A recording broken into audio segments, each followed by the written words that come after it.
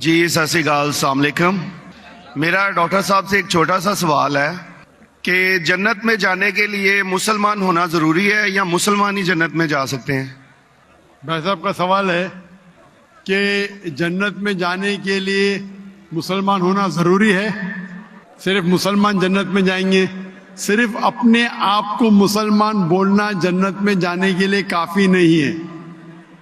جس طریقے سے میں نے میرے تقریر میں کہا جنت میں جانے کے لیے 4 چیز کی ضرورت ہے۔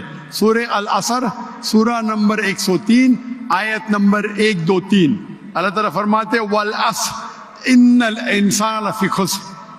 اللہ تعالیٰ وقت کی قسم کھاتے اور کہتے ہیں کہ انسان خسارے میں ہے۔ صرف وہ لوگ بچ جائیں گے جو لوگ کے پاس یہ 4 چیزیں۔ نمبر 1 ایمان۔ تو صرف مسلمان بولنا ضروری نہیں ہے اور مسلمان بولنا کافی نہیں ہے۔ آپ کے پاس نمبر 1 ہونا چاہیے ایمان۔ اگر آپ کے پاس ایمان ہے کہ اللہ ایک ہے اور اللہ کے آخری نبی محمد صلی اللہ علیہ وسلم ہیں اور باقی چیز پہ ایمان ہے، یہ ایک پوائنٹ پورا ہوتا ہے۔ نمبر 2 اچھے اعمال، عمل صالحات۔ نمبر 3 وتواصوا بالحق، لوگوں کو حق کی طرف بلانا۔ اور نمبر 4 وتواصوا بالصبر، لوگوں کو صبر کی طرف بلانا۔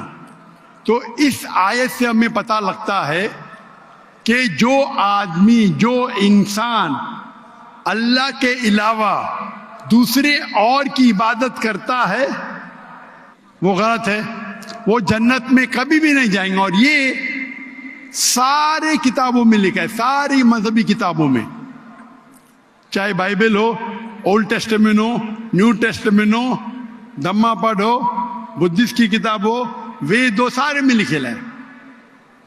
اگر آپ پڑھیں گے گرو گرنتھ صاحب آپ پڑھیں گے، اس کے اندر سب سے پہلا والیوم، سب سے پہلا جلد، سب سے پہلا چیپٹر، سب سے پہلا ورس کو کہتے ہیں جاپو جی، اسے کہتے ہیں جاپو جی۔ اس میں لکھا ہے کہ خدا ایک ہے،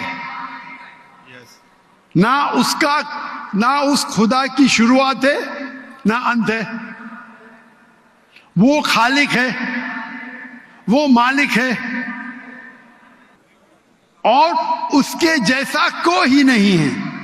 اگر آپ دیکھیں گے یہ ملتا جلتا ہے سورہ اخلاص کے ساتھ۔ آپ اگر سکھ کی کتاب پڑھیں گے اس میں لکھا ہے 2 قسم، اومکارا، ایک اومکارا،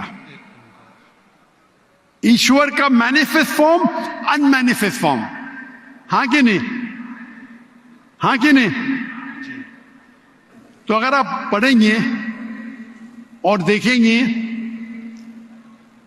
کہ خدا کے کئی نام ہیں، کہا جاتا ہے ستہ نامہ، ہولی نیم، پروردگار۔ جی پروردگار بھی ایک نام ہے آپ کی کتاب میں، ہاں کہ نہیں؟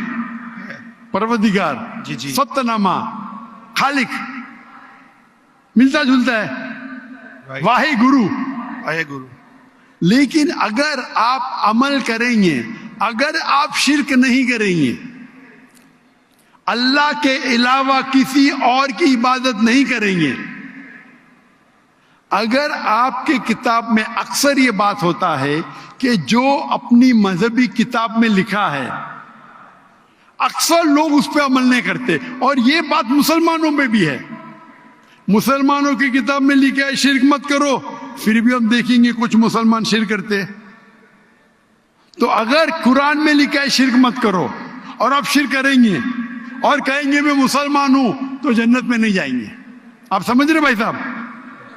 تو اسی طریقے سے آپ اگر شرک نہیں کہیں گے، اللہ کے علاوہ کسی اور کی عبادت نہیں کریں گے اور آخری پیغمبر رسول اللہ صلی اللہ علیہ وسلم، محمد صلی اللہ علیہ وسلم میں مانیں گے، اچھے اعمال کریں گے اور لوگ کو حق کی طرف بلائیں گے اور لوگ کو صبر کی طرف بلائیں گے تو آپ بھی جنت جائیں گے۔